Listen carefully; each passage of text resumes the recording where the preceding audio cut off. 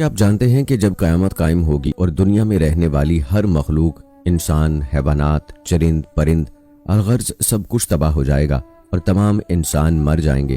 بلکہ سورج، چاند، ستارے گہنا جائیں گے اور دنیا کی ہر چیز کو صفائی ہستی سے مٹا دیا جائے گا اور پہاڑ ہوا بن کر اڑ جائیں گے۔ دوستو، آج کی اس ویڈیو میں ہم آپ کو بتائیں گے کہ جب اس دنیا کو ختم کر دیا جائے گا اور اس کو صفائی ہستی سے مٹا دیا جائے گا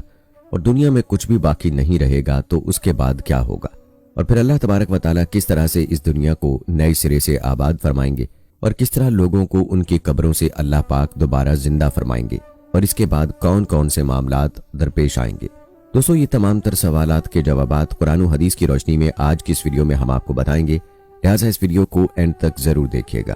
دوستو، جب قیامت کا وقت بالکل قریب آ جائے گا، اللہ تبارک و تعالیٰ حضرت اسرافیل علیہ السلام کو سور پھونکنے کا حکم دیں گے، تو حضرت اسرافیل علیہ السلام اللہ تبارک و تعالیٰ کے حکم کے مطابق سور پھونکیں گے اور آہستہ آہستہ دنیا تباہ و برباد ہونا شروع ہو جائے گی۔ روئے زمین پر بسنے والی ہر مخلوق، انسان، جنات، چرند، پرند، الغرض کوئی بھی چیز ایسی باقی نہ ہوگی جو زندہ ہو۔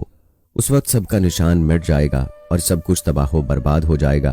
اور دلکش اور خوبصورت نظر آنے والی اس زمین پر ہر طرف چٹیل میدان اور ویرانی ہی ویرانی ہو جائے گی۔ اس کے بعد اللہ تبارک و تعالیٰ ارشاد فرمائے گا کہ کون ہے جس کی آج بادشاہی ہے، اور کہاں گئے دنیا کے جبار اور متکبر لوگ۔ دنیا کی تباہی کے بعد ایک لمبا عرصہ خاموشی سے سناٹے میں گزر جائے گا،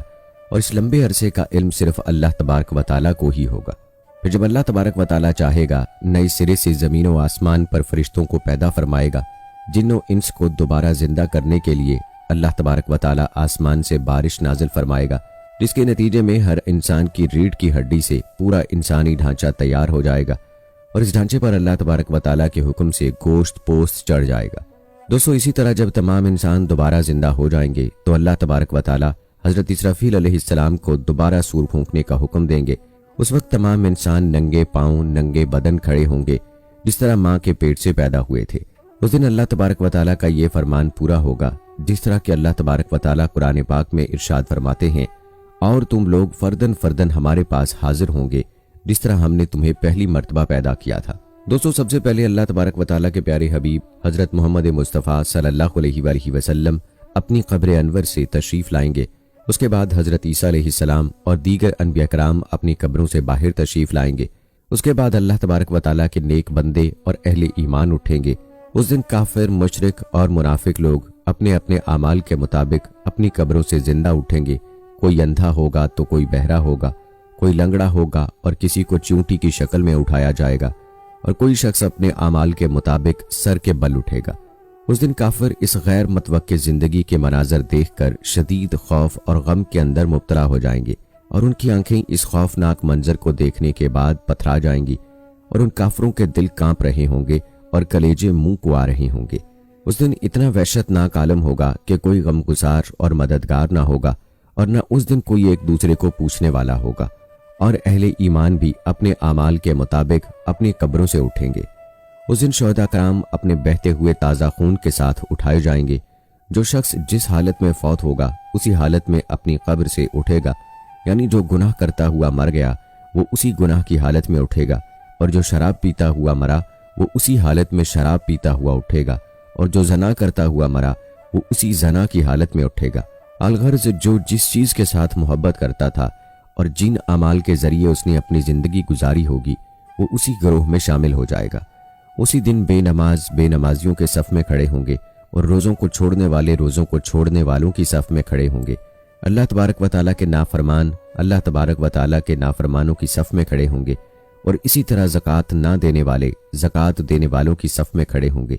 اس دن سورج 1 میل کے فاصلے پر آگ برسا رہا ہوگا، اور زمین تپش کی وجہ سے دہک رہی ہوگی، اور جسم سورج کی آگ میں جل رہا ہوگا، اور زمین اتنی گرم ہو جائے گی کہ زمین پر پاؤں نہ رکھا جا رہا ہوگا، اور دور دور تک کہیں سایہ نظر نہیں آ رہا ہوگا، اور لوگ اپنے عقائد اور اعمال کے مطابق اپنے اپنے پسینوں میں ڈبکیاں لگا رہے ہوں گے۔ دوستو، حشر کا یہ خوفناک دن 50,000 سال کا ہوگا، اور لوگ شدید گرمی کی حالت میں 50,000 سال تک کھڑے رہیں گے، اور تمام لوگ تنگ آ کر اللہ تبارک و تعالیٰ کی بارگاہ میں عرض کریں گے کہ یا رب العالمین، ہمیں اس مصیبت سے نجات عطا فرمائیے یا ہمیں جہنم میں ڈال دے۔ یاد رہے کہ آج سورج کا ہماری زمین سے فاصلہ 9 کروڑ 30 لاکھ میل ہے۔ اس کے باوجود بھی جون جولائی کے مہینے میں زمین اس قدر گرم ہو جاتی ہے کہ 1 منٹ کے لیے بھی زمین پر ننگے پاؤں کھڑا نہیں ہوا جاتا۔ تو ذرا غور فرمائیے کہ اس دن کیا ہوگا جس روز زمین کا درجہ حرارت آج کے مقابلے میں 9 کروڑ زیادہ ہوگا۔ دوستو، اس دن حساب و کتاب سے پہلے تمام لوگ مختلف انبیاء کرام کی بارگاہ میں حاضر ہوں گے اور ان سے اپنے لیے سفارش کرنے کا کہیں گے، لیکن قیامت کے دن کون کون سے انبیاء کرام شفاعت سے انکار کریں گے؟ اس حوالے سے حضرت ابو ہریرہ رضی اللہ تعالی عنہ بیان کرتے ہیں کہ حضور صلی اللہ علیہ وآلہ وسلم نے فرمایا، قیامت کے دن میں لوگوں کا سردار ہوں گا۔ کیا تم لوگوں کو اس کی وجہ معلوم ہے؟ وہ اس لیے کہ اس دن اللہ تعالیٰ ایک ہموار کشادہ زمین پر اگلے پچھلے تمام لوگوں کو جمع کرے گا، جنہیں ایک پکارنے والا آواز دے گا اور انہیں ہر نگاہ والا دیکھ سکے گا۔ سورج ان سے بالکل قریب ہوگا، جس سے لوگوں کا غم و کرب اس قدر بڑھ جائے گا جس کی نہ وہ طاقت رکھیں گے اور نہ ہی اسے برداشت کر سکیں گے۔ لوگ ایک دوسرے سے کہیں گے، کیا نہیں دیکھتے کہ تمہاری مصیبت کہاں تک پہنچ گئی ہے؟ ایسے شخص کو کیوں نہیں دیکھتے جو تمہارے رب سے تمہارے لیے شفاعت کرے؟ تو بعض لوگ بعض سے کہیں گے کہ آدم علیہ السلام کے پاس چلیں۔ لہٰذا لوگ آدم علیہ السلام کے پاس آ کر عرض کریں گے کہ آپ ابو البشر ہیں، اللہ تعالیٰ نے آپ کو اپنے ہاتھ سے پیدا کیا، آپ کے اندر اپنی روح پھونکی، فرشتوں کو حکم دیا جنہوں نے آپ کو سجدہ کیا، لہٰذا آپ ہمارے لیے اپنے رب سے شفاعت کر دیجئے۔ کیا آپ ہماری حالت زار کو نہیں دیکھ رہے ہیں کہ ہمیں کتنی مصیبت لاحق ہے؟ آدم علیہ السلام ان سے کہیں گے کہ آج میرا رب ایسا غضبناک ہے کہ اس سے پہلے نہ تو ایسا غصہ ہوا اور نہ کبھی ایسا غصہ ہوگا۔ یقیناً اس نے مجھے ایک درخت سے منع فرمایا تھا، لیکن میں نے اس کی نافرمانی کی۔ آج میری ذات کا معاملہ ہے، نفسہ نفسی کا عالم ہے، تم لوگ کسی اور کے پاس جاؤ، نوح علیہ السلام کے پاس جاؤ۔ چنانچہ وہ لوگ نوح علیہ السلام کے پاس آ کر عرض کریں گے، اے نوح علیہ السلام، آپ علیہ السلام زمین والوں کی طرف بھیجے گئے پہلے رسول تھے، اللہ نے آپ کو شکر گزار بندہ کہا ہے، لہٰذا آپ علیہ السلام ہمارے لیے اپنے رب سے شفاعت کر دیجئے۔ کیا آپ علیہ السلام ہماری حالت زار کو نہیں دیکھ رہے ہیں کہ ہمیں کتنی مصیبت لاحق ہے؟ نوح علیہ السلام ان لوگوں سے فرمائیں گے کہ آج میرا رب ایسا غضبناک ہے کہ نہ تو اس سے پہلے ایسا غصہ ہوا اور نہ کبھی ایسا غصہ ہوگا۔ میرے لیے ایک مقبول دعا تھی جسے میں نے اپنی قوم کی ہلاکت کے لیے استعمال کر لیا، اور آج میری ذات کا معاملہ ہے، نفسی نفسی نفسی، تم لوگ کسی اور کے پاس جاؤ،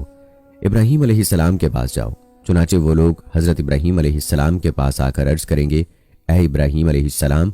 آپ زمین والوں میں سے اللہ کے نبی اور اس کے خلیل یعنی گہرے دوست ہیں، لہٰذا آپ ہمارے لیے اپنے رب سے شفاعت کر دیجئے۔ کیا آپ ہماری حالت زار کو نہیں دیکھ رہے ہیں؟ وہ فرمائیں گے کہ آج کے دن میرا رب اتنا غضبناک ہے کہ اس سے پہلے نہ تو ایسا غصہ ہوا اور نہ کبھی ایسا غصہ ہوگا، اور میں دنیا کے اندر 3 جھوٹ بول چکا ہوں۔ ابو حیان نے اپنی روایت میں ان تینوں جھوٹ کا ذکر کیا ہے۔ آج میری ذات کا معاملہ ہے، نفسی نفسی نفسی، تم لوگ کسی اور کے پاس جاؤ، موسیٰ علیہ السلام کے پاس جاؤ۔ چنانچہ وہ لوگ موسیٰ علیہ السلام کے پاس آ کر عرض کریں گے کہ اے موسیٰ علیہ السلام، آپ علیہ السلام اللہ کے رسول ہیں، اللہ نے آپ علیہ السلام کو اپنی رسالت اور اپنے کلام کے ذریعے تمام لوگوں پر فضیلت عطا کی ہے، لہٰذا آئیے ہمارے لیے اپنے رب سے شفاعت کر دیجئے۔ کیا آپ ہماری حالت زار کو نہیں دیکھ رہے؟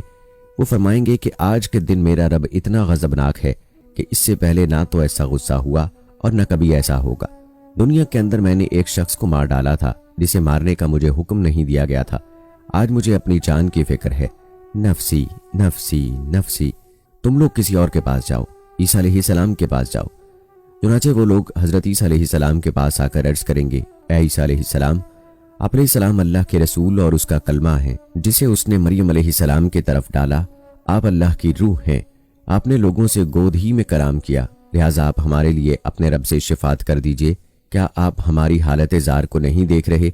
عیسیٰ علیہ السلام فرمائیں گے، آج کے دن میرا رب اتنا غضبناک ہے کہ اس سے پہلے نہ تو ایسا غصہ ہوا اور نہ کبھی ایسا غصہ ہوگا،